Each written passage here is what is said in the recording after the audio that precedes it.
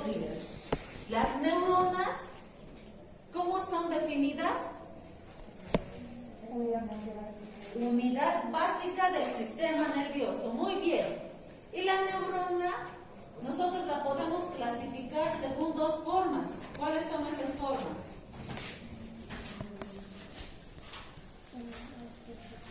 Según el soma, cómo es su cuerpo neuronal y cuántas prolongaciones tiene. Entonces, según su cuerpo neuronal, ¿cómo podía ser? Esférica, triangulada o piramidal y pisiforme o ovalada. Podía ser diferente, es la estrellada, igual está acá. Y según sus prolongaciones, ¿cuáles eran? Monopolar, bipolar y multipolar. ¿Cuál era la función en general del sistema nervioso? Sensitivo, integrador y motor. De las otras tipologías de neuronas, de tejido del sistema nervioso, habíamos visto las glías. Estas glías se diferenciaban también como la subdivisión inicial del tubo y de las crestas, porque aquí las neuroglias, las que proliferaban en el tubo, eran diferentes a las que proliferaban en la cresta. 4 pertenecían al sistema nervioso central y 2 al sistema nervioso periférico. ¿Cuáles eran las del sistema nervioso central? Microglias, que se encargaban de las funciones fagocitarias a nivel del sistema. Los astrocitos, que tenían 5 funciones. Como tenían como unos podales a nivel de sus terminales, se adherían directamente al vaso sanguíneo y generaban el componente nutricio con la neurona, ¿no? Entonces, su primera función de nutrición.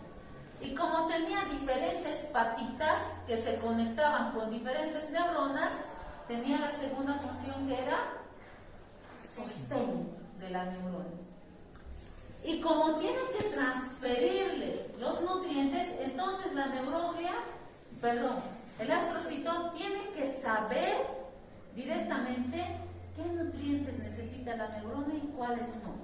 Y a esa que se llamaba, a la función barrera hematoencefálica, donde él directamente determinaba cuánto de nutriente y cuánto de nutriente no va a entrar, ¿no? Determinaba. Otra de las funciones, ¿cuáles eran? Como los nutrientes ingresan a ella, era capaz de sintetizar algunos neurotransmisores, pero una función primordial que la vamos hablando dentro de la sinapsis, ¿cuál era? Mantiene el equilibrio de potasio dentro de la célula. Esa era una de las funciones principales, porque el intercambio de los iones que va a corresponder al cambio iónico de potasio va a determinar directamente la conectividad y comunicación sináptica que se va a ir dando. ¿Cuáles eran los otros 2 tipos? Las células ependimarias, que se encontraban alrededor de todo el aguaducto directamente. Ahí veíamos los ventrículos laterales, el tercer ventrículo, cuarto ventrículo, aguaducto de Silvio y también el conducto ependimario a nivel de la médula, que generaban por sus cilios la circulación del líquido cefalorraquídeo. La última, ¿cuál era? Los oligodendrocitos. Los oligodendrocitos, que formaban la vaina de mielina a nivel del axón de la neurona, pero ¿esta qué característica tenía? No tenía neurolema, no tenía núcleo. Y por no tener núcleo, ¿qué es lo que pasaba? No se podía regenerar.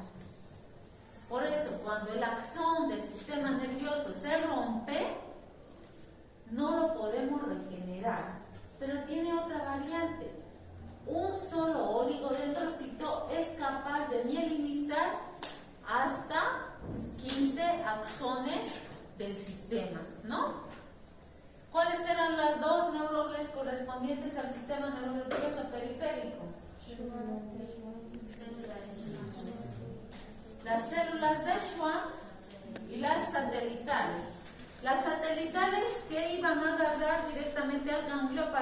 ganglio esté suspendido y sostenido. Y las células de Schwann, que hacían lo mismo que los oligodendrocitos, pero en el sistema nervioso periférico. Formaban vaina de mielina, pero ¿qué característica tenía este? Tenía un neurolema. Y aparte, ¿qué pasaba? Solo podrían inervar milímetros del axón, que se dice que para el axón más largo hasta 500 células de Schwann podemos necesitar para inervar todo ese axón, ¿no? Se puede regenerar y forma multiplicidad de capas. Muy bien. Cuando nosotros hablamos de la neurona, al hablar de la neurona habíamos dado primero una primera división de la neurona. Esta es su primera división de la neurona, la dividíamos en partes: el soma, dendritas y axón. Esa es la división del sistema. Jóvenes, cuando hemos llevado la clase anterior, la comunicación neuronal, habíamos dicho que aquí está la neurona, el axón y las terminales sinápticas. ¿Qué característica tenía la sinapsis química? Que era unidireccional. Aquí venía la comunicación, la otra sinapsis liberando sus neurotransmisores, entraba la información y viajaba a nivel del axón. Entonces, las dendritas y el soma son puntos de entrada de la información, mientras que el axón es el punto de salida. ¿Entendemos? Del impulso nervioso, ¿quiénes son la entrada? Dendritas y soma. ¿Y quién es salida? Axón. Por eso están las flechitas ahí.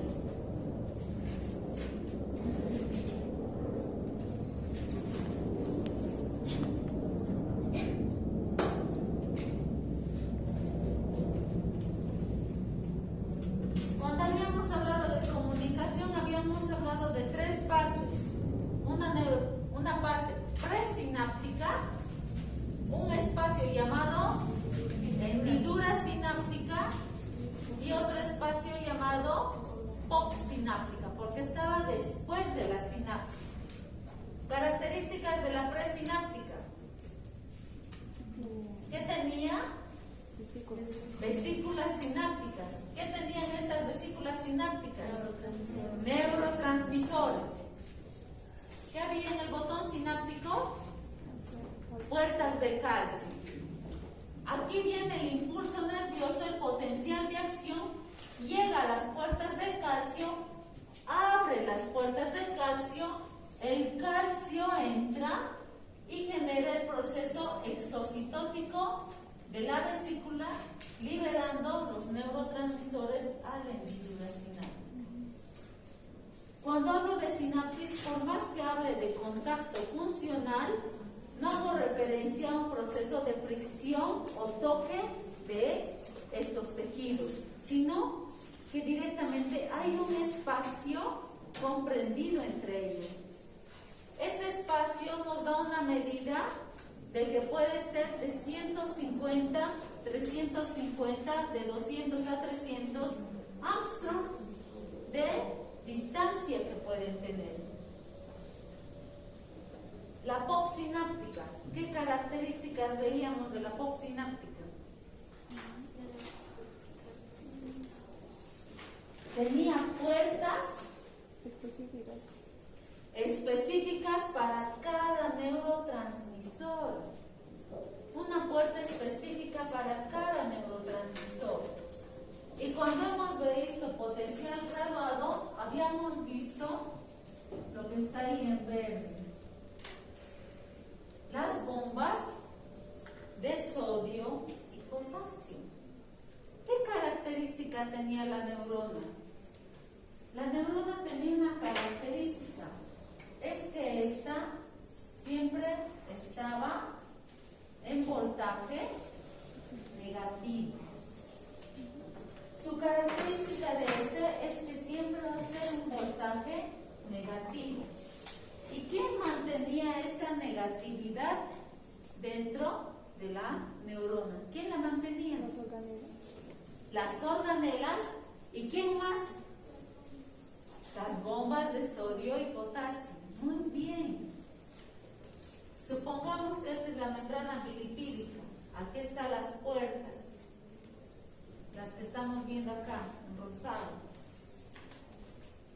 Estas, miren, hay una parte que viaja en la hendidura y una parte que se sumerge al citoplasma de la POP sináptica. Esta es la POP y esta es la hendidura sináptica.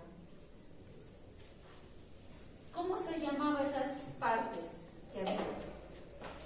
A este se le llamaba componente de fijación, a esta porción que está suspendida, y tenía directamente una porción para anclar al neurotransmisor. Porque si yo lo dibujo diferente a este, voy a ver que algunas de estas tienen puertas y sus puertas pueden estar selladas. Bien, el neurotransmisor, y como el neurotransmisor nosotros lo vamos a entender como la llave de la puerta, entonces sabe qué abrir. ¿Para quiénes abrir? Va a abrir directamente para la serotonina, va a abrir para la dopamina, va a abrir para el GABA. Es una llave determinada. Entonces, abre la puerta correspondiente para que el ion correspondiente ingrese dentro de la célula, ¿no? Este era el componente de fijación donde se anclaba el neurotransmisor. ¿Y este qué se le llamaba? Componente iónico. Muy bien. Y ese componente iónico era de dos características. ¿Cuáles eran? De canal iónico y de segundo mensajero. ¿Qué características tenía? El iónico nos decía al intercambio. ¿Al intercambio de quiénes? De tres componentes: sodio, potasio y cloro. Cuando ingresa el sodio, ¿qué es lo que pasa? Si este es negativo y entra positivo, ¿qué es lo que va a pasar? Va a disminuir la negatividad dentro de la neurona. Y al disminuir la negatividad dentro de la neurona, ¿qué es lo que está pasando? La está estimulando. Mientras más positiva se vuelve la neurona, se estimula. ¿Qué es lo que pasa con el cloro? Si el cloro ingresa dentro de la célula, ¿qué es lo que va a pasar? Como esta es negativa, se va a incrementar su negatividad. Y al incrementarse su negatividad, ¿qué es lo que pasa? Se hiperpolariza. Y al hiperpolarizarse, ¿qué es lo que pasa? La inhibición. Se inhibe. ¿Qué pasa con el potasio? El potasio tiene dos características. Una de sus características dentro de la inhibición y la estimulación es que este es preponderante a la salida. O sea, mayormente llega a salir fuera de la célula. Y si yo saco positivos fuera de la célula, ¿qué es lo que va a pasar en este componente negativo? Se va a neutralizar. Se va a incrementar. Por eso, a la salida de este, llego a inhibir a la neurona. Ejemplo que decíamos por asociación. Decíamos, ¿quiénes más hay aquí? Mujeres. Supongamos que como este es el soma de la neurona, es el cuerpo neuronal, las mujeres tienen el ion negativo y los hombres tienen el ion positivo, ¿no? Supóngase que yo quiero incrementar la negatividad acá. ¿Cómo puedo hacer? Si meto más mujeres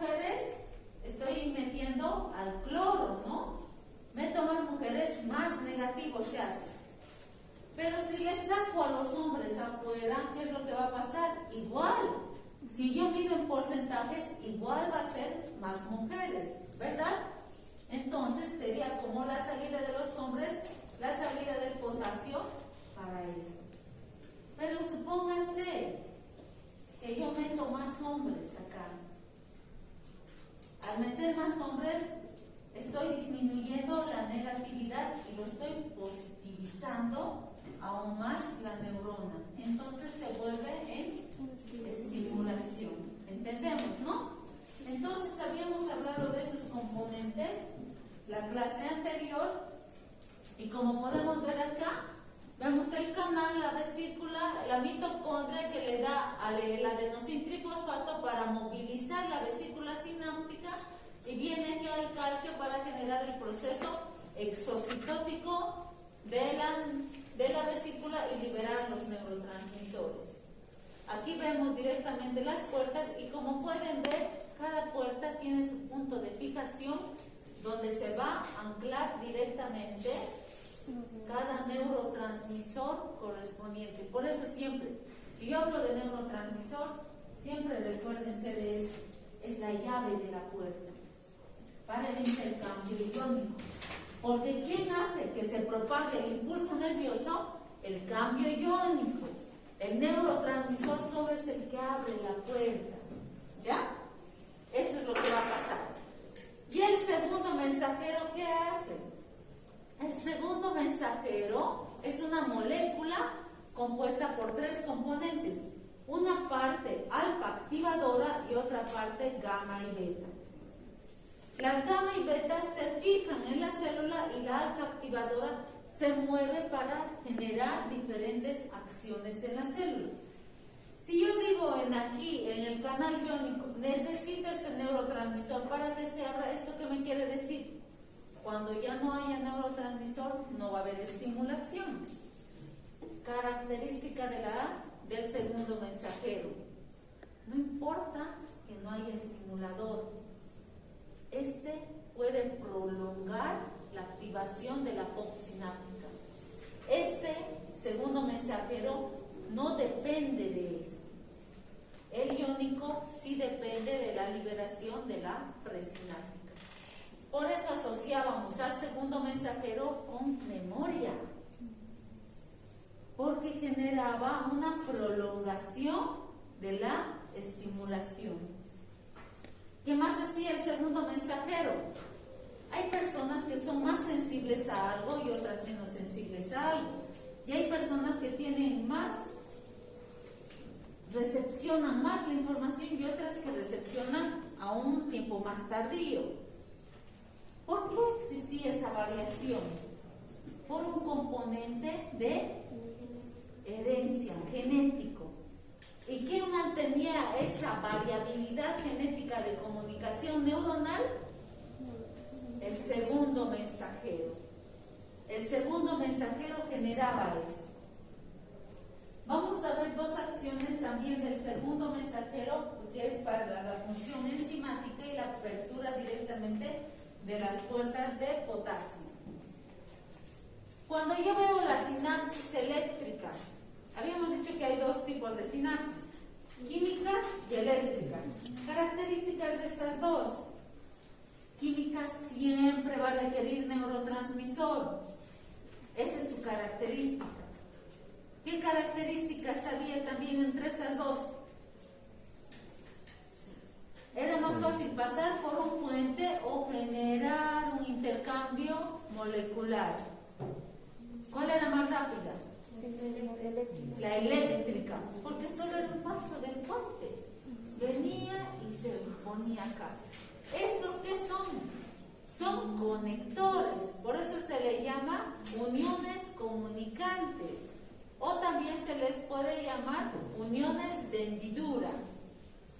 Esos conectores o conexiomas se sobreponían para formar como un tubo para que pase por ahí la información. Y como es un puente, puede ir de ida y de vuelta. Por eso era su diferencia. La sinapsis química era unidireccional y la eléctrica bidireccional. Podría ir y venir. Y miren, el espacio. por más que estén próximas, tampoco llegan a generar contacto. Habíamos dicho nosotros que había una diferenciación. En la hendidura sináptica de la sinapsis química, ¿cuánto de espacio tenía? De 200 a 300 según Guyton, y según González de 150 a 350 Armstrongs, ¿no? Si lo medimos en Armstrongs también, su diferenciación, ¿cuánto va a ser este? De 20 a 40 Armstrongs. Más pequeño. La más próxima de las químicas, ¿cuánto era? Era 150. Pero esta puede ser la más amplia de la eléctrica, puede ser 40. Es diferente. Su espacio hendidural es variable.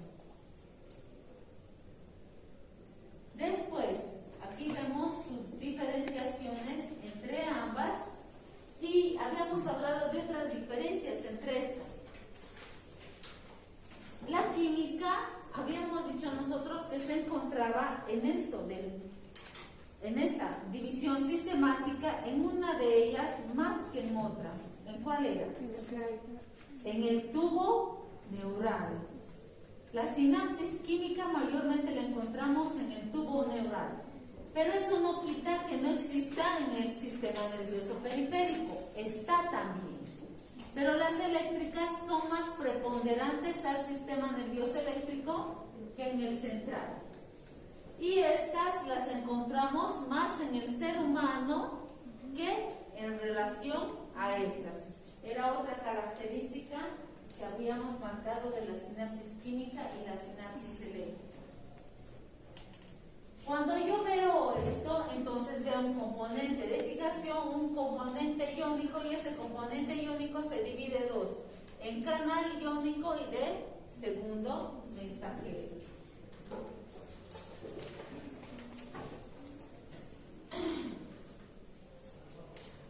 Estas puertas tienen diferencia. Miren, cuando yo dibujo las puertas, con los canales, voy a ver algunos canales que están abiertos y otros canales que tienen puertas, están cerrados. Voy a ver canales entonces con puerta, que son estos dos tipos, y canales sin puerta. De los canales sin puerta, en su mayoría voy a encontrar de potasio. ¿Por qué? Por eso les decía, porque gracias al astrocito las cantidades de potasio pueden variar y eso vuelve también activo a nuestro sistema. Porque este potasio, voy a verle, miren, su salida de este puede generar también inhibición sin la presencia del cloro. Pero si este ingresa más a la célula, también puede generar la estimulación para que vean que su variabilidad puede darse y por eso es importante. Estos dos con puerta, jóvenes, vamos a ver que van a depender mucho de la llavecita para la estimulación.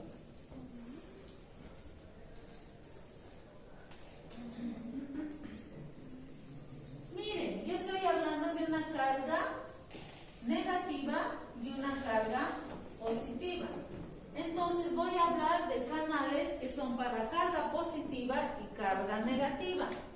Los que son para carga positiva los voy a llamar catiónicos y los que son para carga negativa, aniónicos. Características de los canales catiónicos. Estos canales catiónicos, como son para puerta positiva, ¿quién va a entrar? El sodio. Pero ¿qué es lo que le pasa al sodio cuando está en la hendidura sináptica? Se hidrata. Al hidratarse el sodio se amplía. ¿Y cómo se amplía este sodio? ¿Qué es lo que va a pasar? Supónganse, está así el sodio está hidratado. ¿Qué características tiene puertas catiónicas. Estas puertas catiónicas están revestidas en su pared con una carga de unidad negativa. ¿Y qué es lo que pasa? Positivo con negativo, ¿qué es lo que pasa? Se atrae.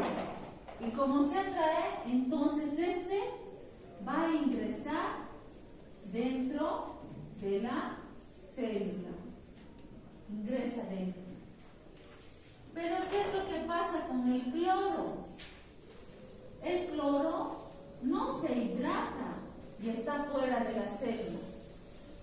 Las puertas aniónicas, a diferencia de las catiónicas, son puertas más estrechas. Si yo dibujo aquí a las puertas aniónicas, son más estrechas. Miren, está más estrecho y este está más dilatado. Estas no tienen carga, las puertas aniónicas. Pero como son más estrechas y el cloro no se hidrata, entonces el cloro es capaz de ingresar dentro de la célula. Siendo este más pequeño que el sodio, ¿por qué no puede entrar a esta puerta que es más grande? Por la carga negativa de sus paredes, porque polos iguales, cargas iguales se repelen. Es el mecanismo que utiliza nuestro organismo para protegerse. Y este canal aniónico no tiene carga. ¿Por qué no puede ingresar el sodio aquí? Por su hidratación, porque la hidratación hace que este, por más que se aproxime, como se ha hidratado, no va a poder ingresar porque las puertas son más estrechas. Ese es el mecanismo que utiliza nuestro sistema para mantener el equilibrio directamente entre sus puertas. Después, ¿qué va a pasar? En el segundo mensajero, característica de este segundo mensajero, es una molécula y esta molécula nos da esta proporción de prolongar la estimulación. Es decir, supóngase, alguien no sé, estaban caminando y un individuo les mete mano. ¿Qué pasa? Ya no les está tocando, pero ustedes siguen sintiendo esa sensación. ¿Por qué? Ha generado una activación en segundo mensajero. Supóngase están caminando y alguien les jala la mochila. ¿Qué es lo que pasa? Esa sensación de estirón lo van a seguir percibiendo. ¿Qué es lo que pasa cuando, digamos, es la primera vez que están enamorando y es el que les gusta o la que les gusta? Su primer beso. Ya pasó hace una semana y ustedes siguen con sus ojitos brillando. Como si fuera ese momento, ¿no? ¿Qué se activó? Segundo mensajero, porque ha generado una prolongación de la estimulación. Porque hace que el estímulo dure entre meses a segundos y genera una prolongación sin que exista una presináptica que lo active. No es el tipo besándoles ni la tipa besándoles y ustedes siguen percibiendo eso. Este va a ser llamada proteína G por guanina, pero este va a estar formada por una parte, un componente alfa activador y otro componente beta y gamma de fijación. ¿Por qué se le llama componente alfa activador? Porque es el que se va a soltar, miren, es el que se va a soltar directamente para ir a generar todas las acciones posteriores. Aquí está la proteína receptora. Viene el neurotransmisor, estimula, ¿y qué es lo que pasa? La guanina difosfática hace que se aproxime directamente al segundo mensajero. ¿Y qué es lo que pasa? Es tocado por la estimulación y al ser tocado por la estimulación deja al componente gamma y beta, y el alfa se escapa, viaja, y tiene varias características. Su primera función va a generar la permeabilidad de las aperturas de las puertas de potasio. Entonces genera las aperturas de las puertas de potasio. Después, ¿qué va a pasar? Esta es capaz de generar el cambio o la cargabilidad genética, y por eso nosotros podemos responder a prolongación de estimulación según la cargabilidad genética. Pueden ver a una persona, supónganse, mi mamá es friolenta, y yo friolenta igual. Heredo esta sensibilidad al frío porque mis receptores tienen este modo de responder hacia esta sensibilidad. ¿Qué es lo que va a pasar también en aquí? Cuando se genera este punto de fijación, aquí voy a utilizar al ATP. Como va a movilizar al alfa, este va a disminuir en su cargabilidad, se va a transformar en un adenosín monofosfático. Cuando se transforma en un adenosín monofosfático, este alfa es capaz de, cuando se toca con otro monofosfático, lo transforma en un monofosfático cíclico. Al transformarlo en cíclico, ¿qué es lo que le está haciendo? Es como si le diera una cargabilidad extra a la energía y es capaz de volver a estimular esto. Supóngase, vamos a poner una analogía. Una pila es un ATP, adenosín trifosfato. Hay energía ahí, ¿no? Pero cuando se acaba, cuando se ha movido el alfa, se acabó. Se acabó. Supónganse que a esa pila yo le pongo al sol. Como se acabó, era trifosfato, se transformó al acabarse en monofosfato la pila, pero al ponerlo al sol le vuelvo monofosfático cíclico. ¿Qué significa? Al ponerlo al sol, la pila, la batería, se ha cargado de la energía, una energía agregada, y con esa puede volverla a reutilizar por un momento. Entonces puede volver a activar nuevamente al segundo mensajero. Eso es lo que puede volver a hacer cuando se transforma en cíclico. ¿Qué también hace eso? Activa la síntesis de enzimas a nivel intracelular. Es decir, que les da los nutrientes o todo lo que va a necesitar la célula para volver a generar un proceso de estimulación. Aquí vemos los tres componentes y el que se va a aislar siempre, el que se va a transportar, va a ser el alfa. Ahí vemos la proteína G y se llama proteína G porque es proteína guanina, lo que les decía, y el que se desprende es el alfa. Se desprende para generar las diferentes funciones que les había mencionado. Es lo que les decía. Al monofosfato lo transforma en adenosín monofosfato, pero cíclico, dándole un poquito de energía más agregada para que vuelva a tener más energía.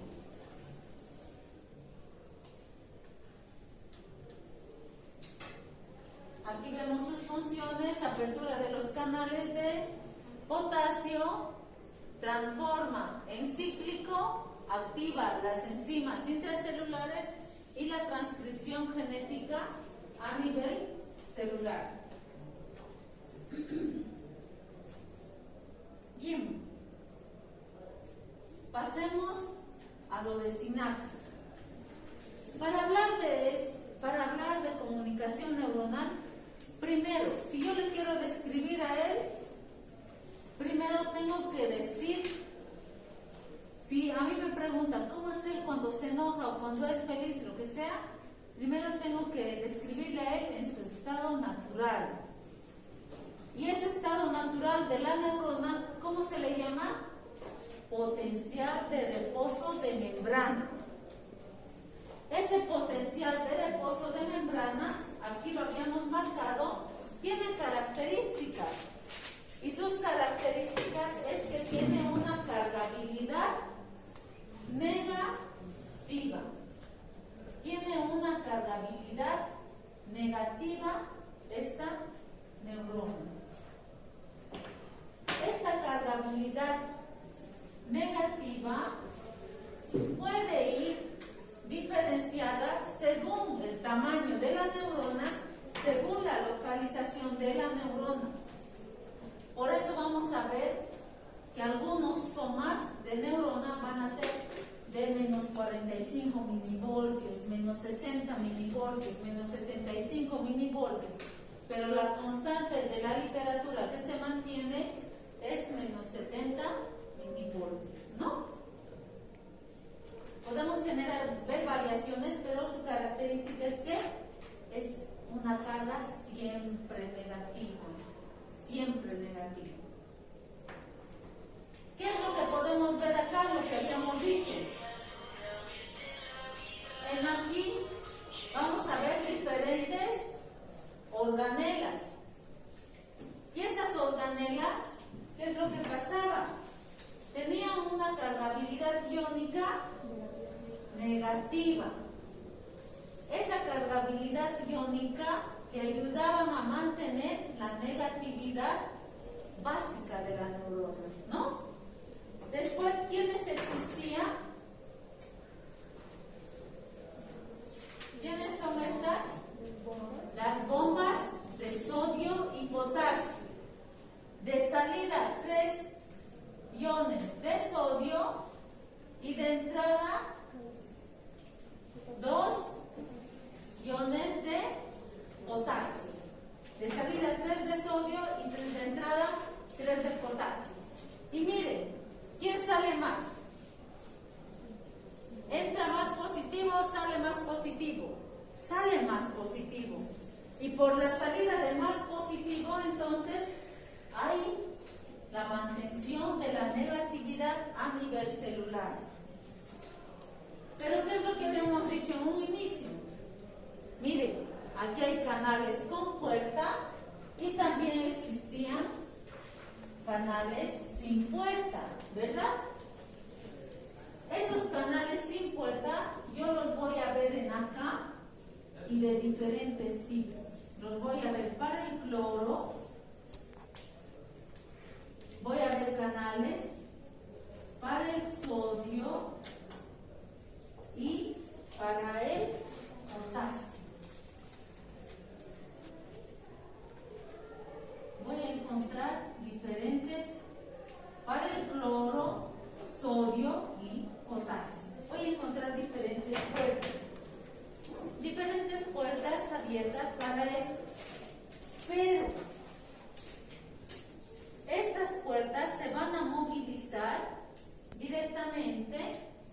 Todas estas puertas de cada una de ellas se van a movilizar. ¿Por quién? Veo las bombas de sodio y potasio, aquí veo la organela con cargabilidad negativa y aquí veo las 3 puertas diferenciadas para cada ion. Para el potasio, para el sodio y también van a existir para el cloro. Pero estas tienen una gradiente de concentración. ¿A qué se le llama gradiente de concentración? ¿A cuánta cantidad de ion se encuentra dentro y fuera de la célula? Voy a ver que el sodio se encuentra en mayor cantidad fuera de la célula. Entonces, por esta puertita, como se encuentra fuera de la célula más, puede ingresar más, ¿no? Mantiene ese intercambio constante. El potasio tiene mayor cantidad dentro de la célula que fuera de la célula. El cloro tiene mayor cantidad fuera de la célula que dentro de la célula.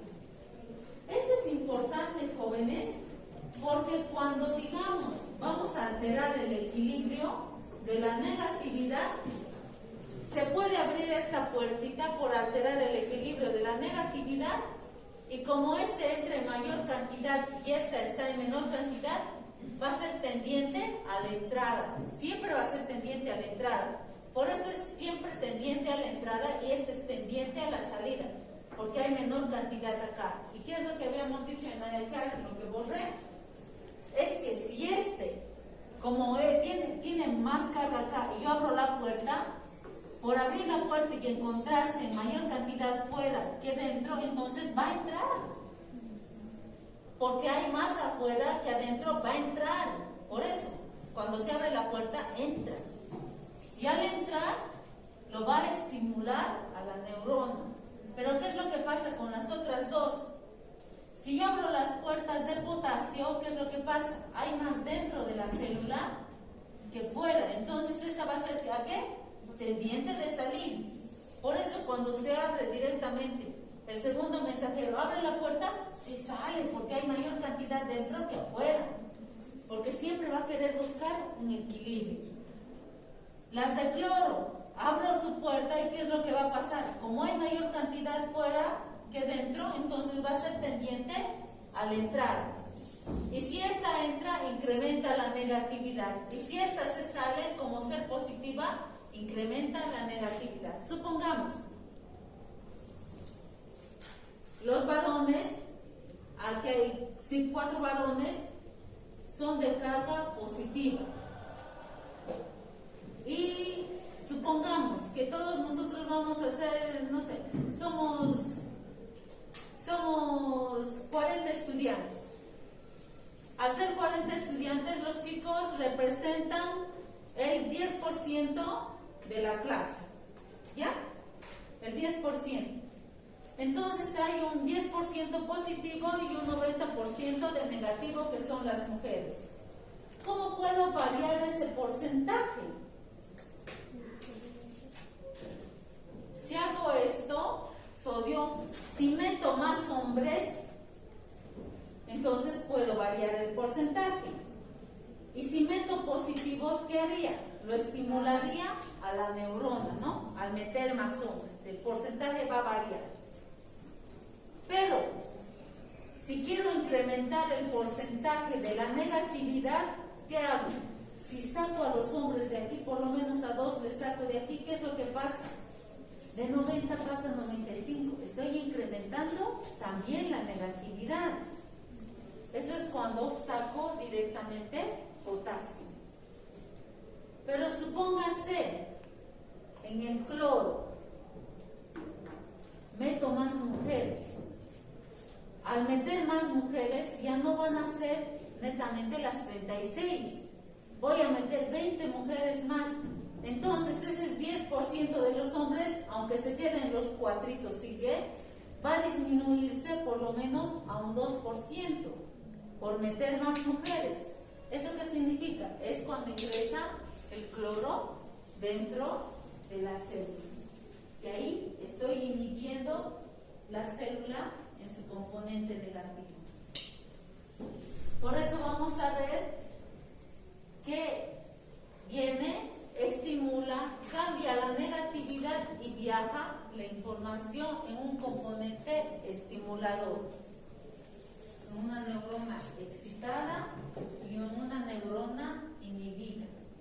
Por eso en la inhibición siempre vamos a hablar salida de potasio y entrada de cloro. Características de la inhibición y de la estimulación, entrada de sodio.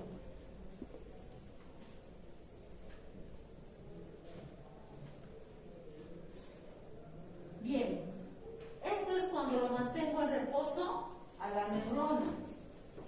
Pero ¿qué es lo que pasa, jóvenes? Cuando yo pongo aquí un neurotransmisor, digo, pongo una terminal nerviosa y libero neurotransmisores.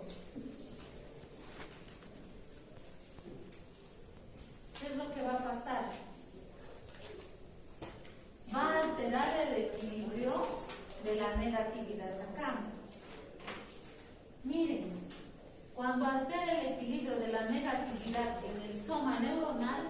voy a llamar potencial graduado. Este potencial graduado, ¿en dónde está iniciando? En acá. ¿Y cómo era la información en las dendritas y en el soma? Era la entrada de la información. Por eso digo que el potencial graduado es de entrada del impulso nervioso, es la entrada del impulso nervioso o es la zona receptora de la información, porque percibe, el soma y las dendritas perciben la información. Estas, ¿qué va a pasar? Supóngase, vamos a marcar acá una diferenciación.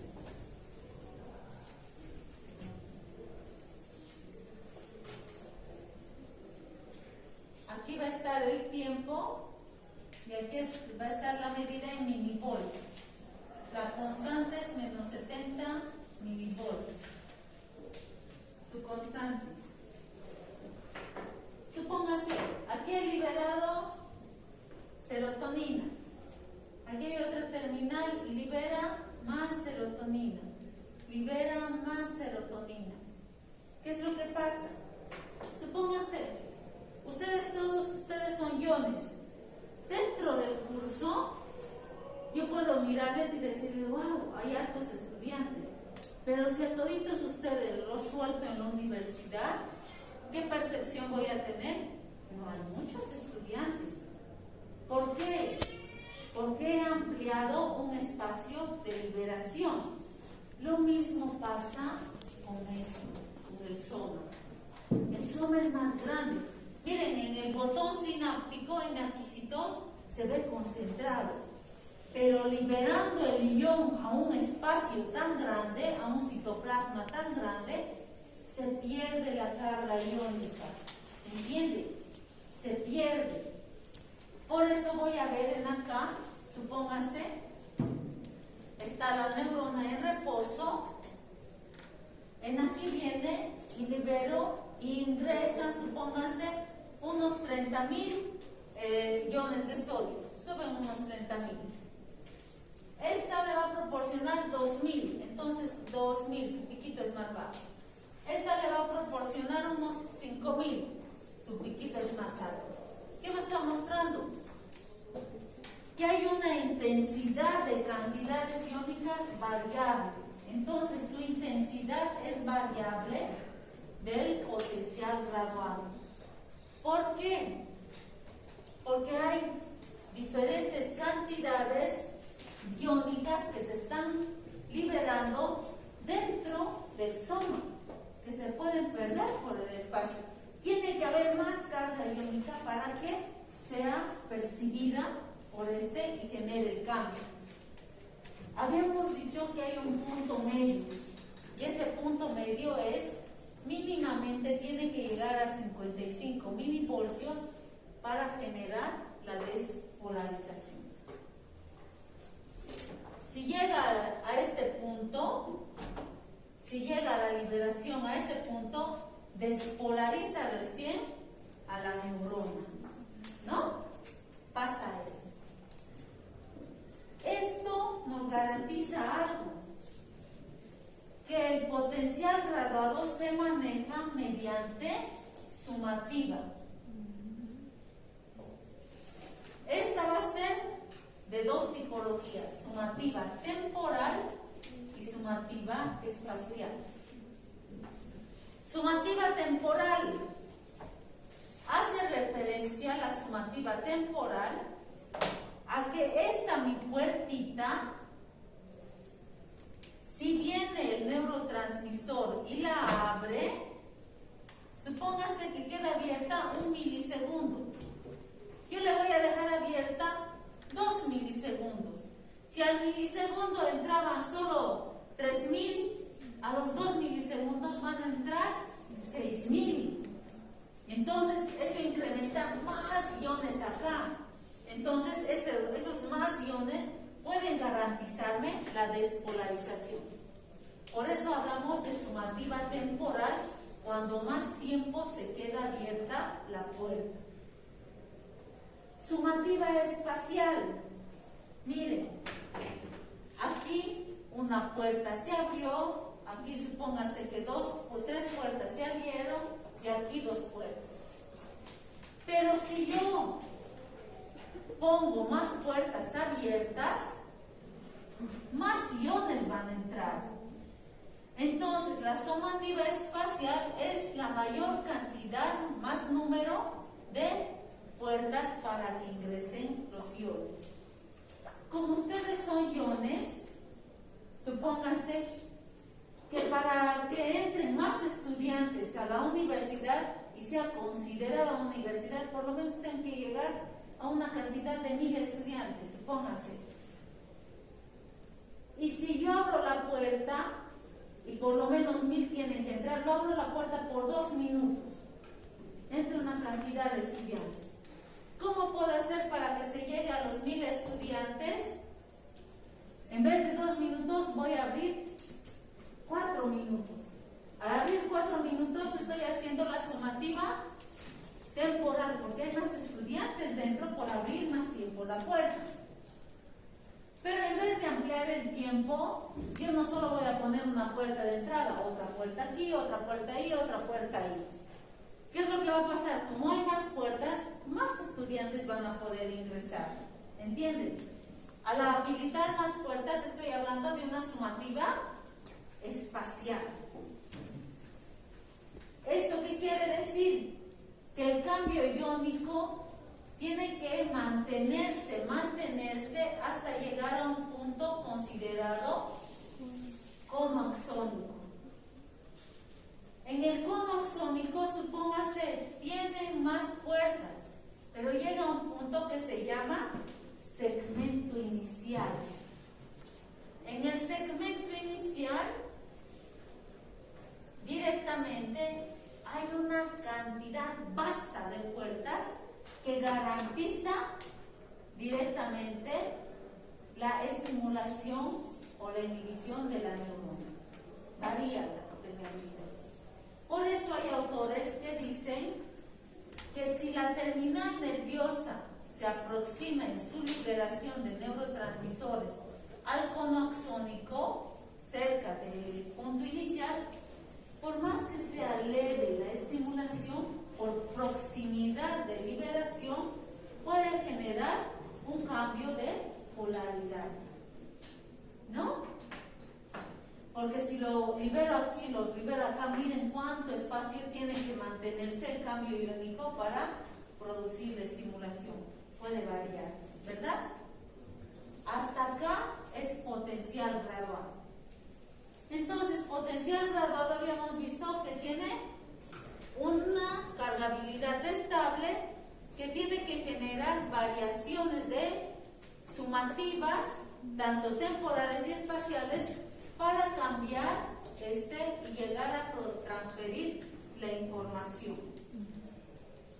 Entonces es una señal de entrada con intensidad variable que transfiere la información.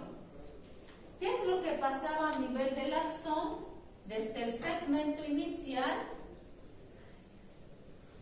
hasta el botón terminal, hasta donde llegaba el calcio? Supóngase, vamos a ver aquí, un botón terminal, vamos a decir, hasta aquí, hasta las puertitas del calcio.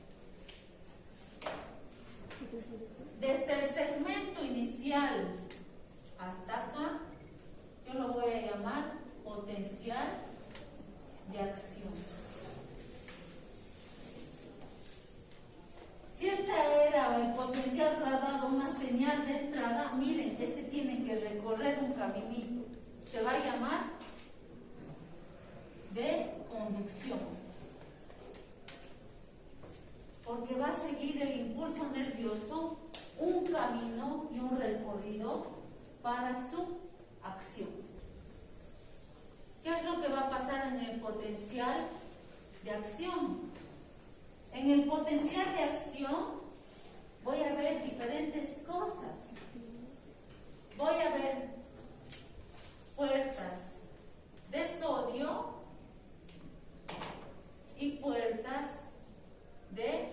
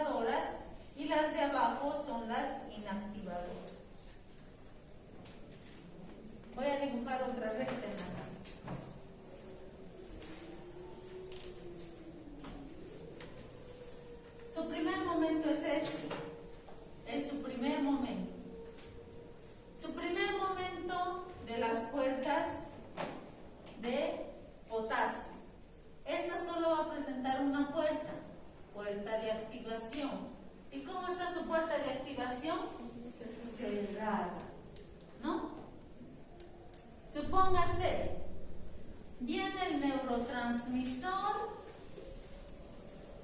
le toca, cambia, viene el cambio iónico, genera cambio iónico en esta, y el cambio iónico, ¿qué es lo que va a hacer? Va a generar la apertura de la puerta de activación. Y la puerta de inactivación ya estaba abierta. Esto va a permitir, ¿qué cosa? El ingreso del sodio dentro de la neurona. Entonces, en el segundo momento, ¿qué es lo que veo? La puerta de activación abierta para que ingrese el sodio. ¿Qué es lo que pasa, jóvenes? Ingresa el sodio positivo, entonces está despolarizando, polarizando a la neurona. Pero jóvenes, nosotros aquí teníamos un tope, que habíamos dicho que es un tope de cuidado para la neurona. Ese punto tope de cuidado era más 30 milivoltios. Porque si superaba más 30 milivoltios, la neurona podría colapsar. Entonces, está subiendo, subiendo, subiendo, porque está ingresando más sodio, llega a su tope, llega a los 30 milivoltios. Al llegar a los 30 milivoltios, ocurre el tercer momento de esta puerta. En su tercer momento, ¿qué es lo que va a pasar? La puerta de activación va a seguir abierta, pero la de inactivación se va a cerrar. Esto va a hacer que este sodio que estaba ingresando se salga, no ingrese, porque la de inactivación está abierta. Entonces, ¿qué está pasando en aquí? Está manteniendo la constancia de la estimulación. Si lo dividen acá en la recta, neurona sin activación en reposo, aquí está el primer momento. Entra el sodio, aquí está el segundo momento. Llega a su tope, 30 milivoltios. Aquí está el tercer momento. ¿Estamos viendo? ¿Qué estamos viendo acá? La despolarización.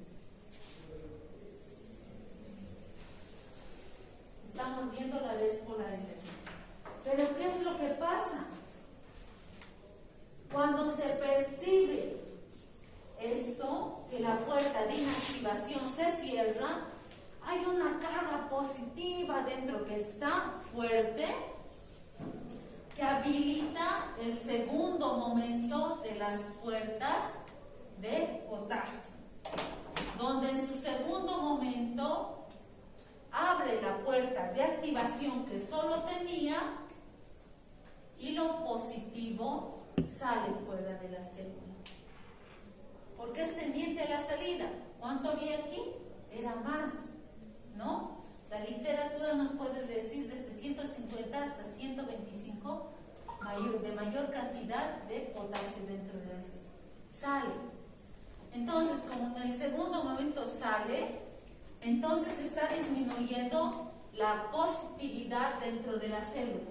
Y al disminuir la positividad dentro de la célula, ¿qué es lo que está pasando? La está repolarizando. Entonces esta puerta va a generar la repolarización. ¿Y cómo? ¿Qué es lo que pasaba en la sinapsis? Era unidireccional, ¿se recuerdan? ¿Por qué? Porque miren aquí, mientras esta se está repolarizando, aquí van a existir otras puertas de sodio que se van a despolarizar.